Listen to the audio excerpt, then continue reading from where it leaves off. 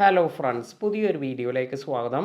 യൂട്യൂബിൽ വന്നിരിക്കുന്ന ഏറ്റവും പുതിയൊരു പ്രശ്നത്തെക്കുറിച്ചാണ് പറയുന്നത്. ഒരുപാട് പേർക്ക് അവരുടെ ചാനലെല്ലാം തന്നെ ഡീമോണിറ്റൈസ് ആകാൻ കാരണമായ ഒരു പ്രശ്നത്തെക്കുറിച്ചാണ് പറയുന്നത്.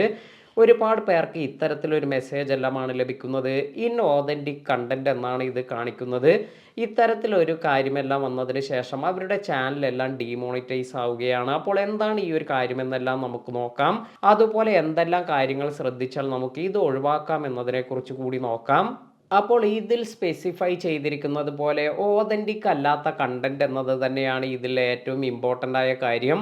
ഇപ്പോൾ പല ചാനലുകളിലും സിമിലർ ആയ കണ്ടന്റ് തന്നെ ഒരുപാട് അപ്ലോഡ് ചെയ്യാറുണ്ട്. ഇതിൽ കൂടുതൽ കാര്യങ്ങളൊന്നും തന്നെ, അതായത് വലിയ വ്യത്യാസമൊന്നുമില്ലാത്ത ഒരുപാട് വീഡിയോസ് എല്ലാം ആയിരിക്കും ബൾക്കായി അപ്ലോഡ് ചെയ്യുന്നത്. ഇത്തരത്തിൽ വരികയാണെങ്കിൽ ഇതെല്ലാം തന്നെ ഇൻഓതൻറ്റിക് കണ്ടന്റ് എന്ന കാറ്റഗറിയിലേക്ക് ഉൾപ്പെടുത്തും.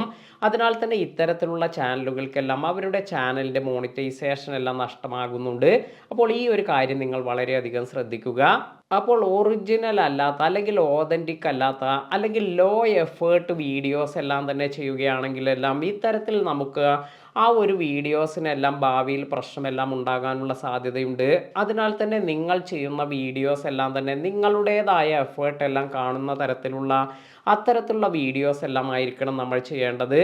ഇപ്പോൾ ചില വീഡിയോസ് അല്ലെങ്കിൽ ചില ചാനലുകളിലെല്ലാം നമ്മൾ കാണാറുണ്ട് ഒരുപാട് ടെംപ്ലേറ്റ്സ് എല്ലാം യൂസ് ചെയ്ത്, അതായത് സെയിം ടെംപ്ലേറ്റിൽ തന്നെ വീഡിയോസ് എല്ലാം ഒരുപാട് അപ്ലോഡ് ചെയ്യും.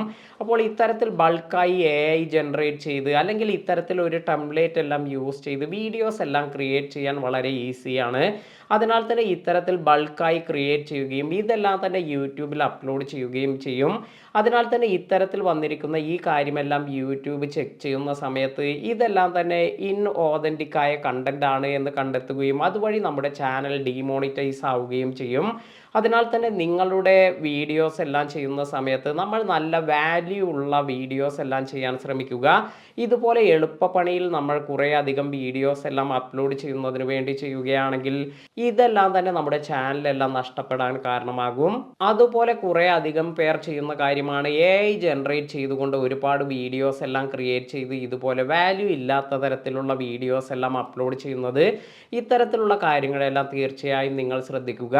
ഇന്നത്തെ വീഡിയോ നിങ്ങൾക്ക് എല്ലാവർക്കും ഉപകാരപ്പെട്ടു എന്ന് കരുതുന്നു. വീഡിയോ ഇഷ്ടമായെങ്കിൽ ലൈക്ക് ചെയ്യാനും മറ്റുള്ളവർക്ക് ഷെയർ ചെയ്ത് കൊടുക്കാനും മറക്കാതിരിക്കുക. പുതിയ അറിവുകളുമായി മറ്റൊരു വീഡിയോയിൽ കാണാം. താങ്ക്